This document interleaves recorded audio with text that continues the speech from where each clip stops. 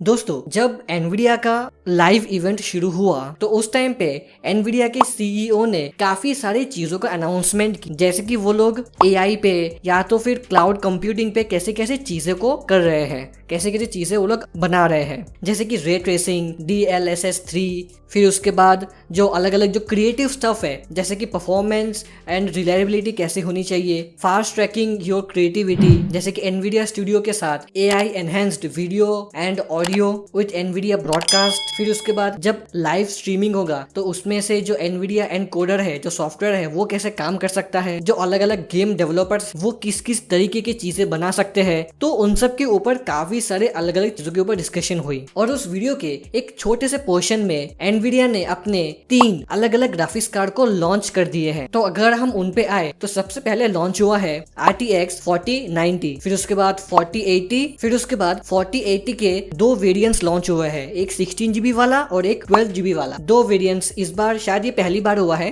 कि भाई 4080 के 2 अलग अलग वेरिएंट्स को लॉन्च किया है। तो टोटल 3 ग्राफिक्स कार्ड लॉन्च हुए हैं। तो अगर मैं परफॉर्मेंस की बात करूं तो जैसा कि आप यहाँ पे ये चार्ट में देख सकते हो, इन्होंने परफॉर्मेंस को काइंड ऑफ कंपेयर किया है, बेंचमार्क किया है कि जो RTX का जो 4090 है कंपेयर टू RTX 3090 Ti, उससे वो डबल पावरफुल है। यानी कि जो 3000 सीरीज का जो RTX है वो कुछ खास पावरफुल नहीं है इस RTX 4090 के सामने। तो जैसे कि आप यहाँ पे देख सकते हो, माइक्रोसॉफ्ट फ्लाइट सिमुलेटर जो एक गेम है उसमें आप डबल परफॉर्मेंस एक्सेप्ट कर सकते हो अगर आपने 4090 परचेस किया हो तो। फिर उसके बाद जो साइबरपंक 2027 है, न्यू RT ओवरड्राइव, उसमें तो ऑलमोस्ट 4 टाइम्स से भी ज्यादा परफॉर्मेंस है। तो ये उम्मीद हम कर सकते हैं कि ये जो 4000 सीरीज का ग्राफिक्स कार्ड है वो 2 से लेकर 4 गुना तक ज्यादा पावरफुल है अपने प्रीवियस जनरेशन के कंपैरिजन। फिर ऐसे ही अगर हम 4080 की बात करें तो यहाँ पे आप चार्ट में देख सकते हो, इन्होंने कंपेयर किया है 4080 16GB और 4080 12GB और कंपेयर किया है उसको RTX 3080 Ti के साथ। और जैसे कि परफॉर्मेंस आप यहाँ पे देख ही सकते हो कि ऑलमोस्ट हर गेम में डबल परफॉर्मेंस, 2 गुना ज्यादा परफॉर्मेंस मिल रही है और साइबरपंक में 4 गुना ज्यादा परफॉर्मेंस मिल रही है। हालांकि इनको यहाँ पे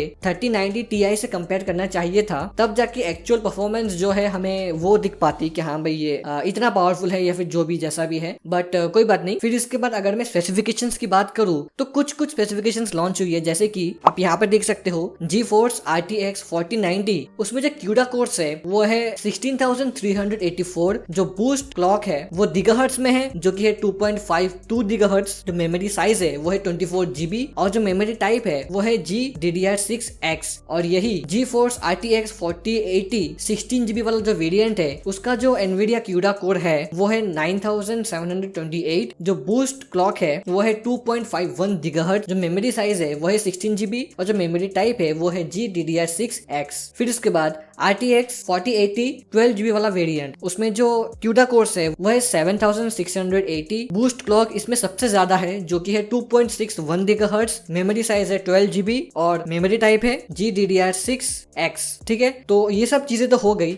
अगर फाइनली हम प्राइस की बात करें तो जो RTX 4090 है उसकी करंटली अभी प्राइस चल रही है 1,55,000 रुपीज और ये अवेलेबल हो जाएगा 12 अक्टूबर। दोस्तों, जब सबसे पहले इंडियन रुपीज में प्राइस अनाउंस हुई थी तो प्राइस कुछ ज्यादा थी, बट फिलहाल के लिए थोड़ी कम हो गई है, शायद फ्यूचर में और भी कम हो जाए, कुछ कह नहीं सकते। फिर अगर मैं 4080 की बात करूँ तो 2 वेरिएंट्स लॉन्च हुए थे, 16GB और 12GB। जो 16GB है उसकी प्राइस है 1,16,000 और जो 12GB वाला वेरिएंट है उसकी प्राइस है 87,000। और जो इसका डेट है कब लॉन्च होगा वो नवंबर के आसपास का होगा। और एक बात और, भी काफी सारे ग्राफिक्स कार्ड इनके आने बाकी है, जैसे कि 4090 Ti या फिर 4080 Ti, ये ग्राफिक्स कार्ड आने बाकी है, बट आई थिंक वो अगले साल आएंगे। वो जब लॉन्च हो जाएंगे तब उसके बारे में डिस्कशन कर लेंगे बाद में। तो फिलहाल तो इस वीडियो में इतना ही। और अगर आप एक प्रोफेशनल कंटेंट क्रिएटर हो, जैसे कि गेम डेवलपर हो, तो मैं आपको सजेस्ट करूंगा कि इनका जो लाइव इवेंट था वो आपको बैठ के एक बार पूरा देखना चाहिए। उनमें लेटेस्ट चीजें हम कैसे फ्यूचर में डेवलप करने वाले हैं उन सब के बारे में अच्छे से डिस्कस किया है कि गेम डेवलपिंग में हम कैसे ग्राफिक्स को एनहेंस करने वाले हैं, उन सब की चीजों के ऊपर बहुत ही डिटेल में बात की गई है। कैसे हम स्ट्रीम कर सकते हैं, कैसे क्लाउड कंप्यूटिंग कर सकते हैं, कैसे AI को एनहेंस कर सकते हैं, वो सारी चीजें हैं। तो